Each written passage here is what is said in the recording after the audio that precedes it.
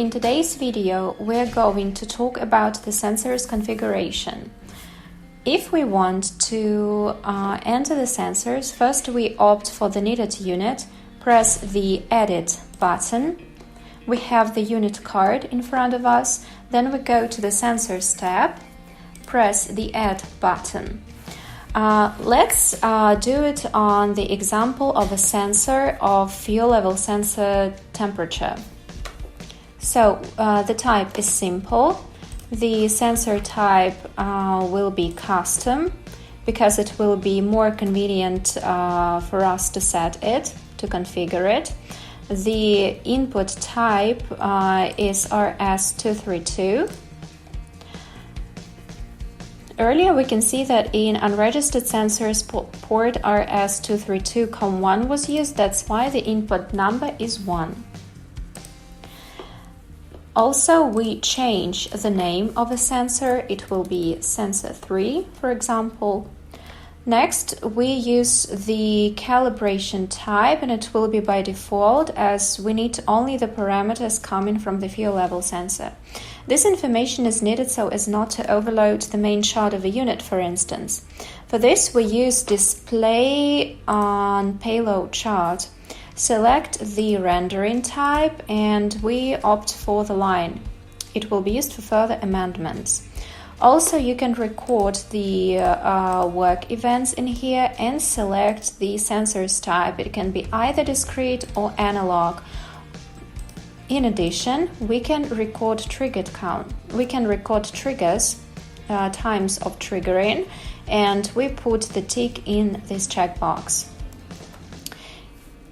To see the fuel level sensor in a tooltip by hovering to the units card, tick the checkbox Display in a tooltip. It's given by default, and we press Save. Now you can see our sensor appeared in the list. Also, we can work with fuel level and templates. There are default templates. It means that as soon as you've created a fuel level sensor, by default the templates of drain and fuel fillings appear. This event automatically has default conditions, as you can see in here. Oftentimes the difference, not less than 10%, is used for draining, and the time parameter value is 40 seconds. Also, it's necessary to specify a condition of determining an event. For instance, a stop 150 meters and fuel consumption, so that the activation time equals 1. It's an average value and it is used by 98% of our clients and partners, and in most cases these templates use them perfectly. Surely you can customize a template. For instance, you need to add some advanced conditions on the event. We press the Add button and some advanced conditions of the event appear. Here you can select any advanced condition. It can be a parameter, sensor, or event. For instance, we use the parameter speed. So here you have like location, speed, drivers, trailers, and etc. And in here you have parameter, sensor, event, as I have already said. So we opt for the speed parameter, and we specify the condition that the speed must not be less than 3 kilometers per hour.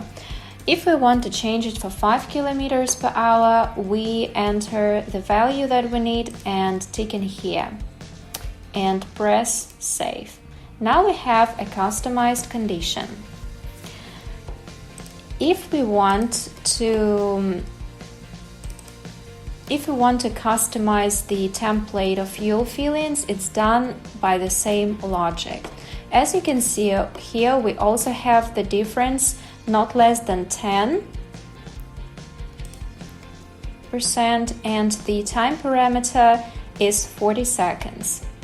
And the customization of this template is performed in the same way. Yeah, here you can opt for the needed parameter. Here you can choose the condition, right? And on-off, for example, the stop and fuel level sensors. Yeah, what values you need to be displayed. That's it.